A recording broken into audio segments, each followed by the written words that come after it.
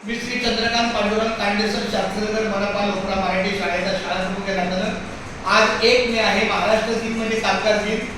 आज बरोबर 7:30 वाजता आपल्या शाळेतल्या ध्वजारोहण झालं.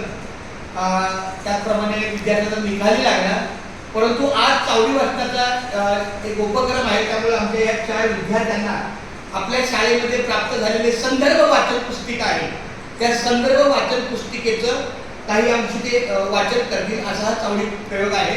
आणि उपस्थित पालक सुद्धा आहेत, आमच्या बालवाडीच्या कर्मचारी पण आहे, आरतीताई आहे, लक्ष्मी आहे, लता आहे, पण आमची पूजाताई आहे.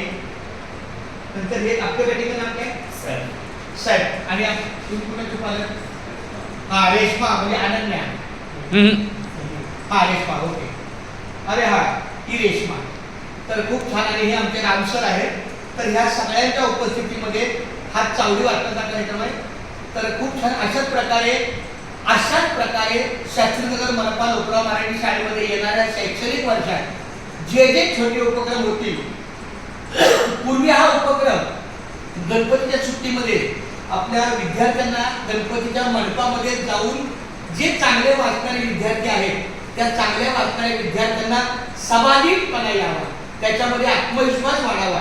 कारण असं वाचणं, साध्या वर्गामध्ये वाचणं, वैयक्तिक स्वरूपात वाचन करणं आणि सगळ्यांसमोर वाचन करणं, तर हा जो चावडी वाचनाचा जो उपक्रम आहे ह्याचा अर्थ काय आहे, तर मुलांमध्ये वाचनाची आत्मविश्वासाची गती यावीच, पण त्याचबरोबर वाचताना त्याला समाधीपणा असावा, त्याच्यामध्ये वाचताना भीती त्याची दूर व्हावी. आणि म्हणून बाळांनो, इथून पुढे तुम्ही कोणतंही आपल्या पुस्तकातलं वाचन करताना मोठ्याने करायचं आणि लोकांच्या समोर करायचं. जो विद्यार्थी लोकांच्या समोर वाचन करेल म्हणजे त्याला समजा वाचताना माझं काही चुकलं तर तुम्हाला कळेल की कोणतरी मला हसणार, कोणतरी मला चिडवणार, त्याची आपण चांगल्या तयारीने वाचन केलं पाहिजे.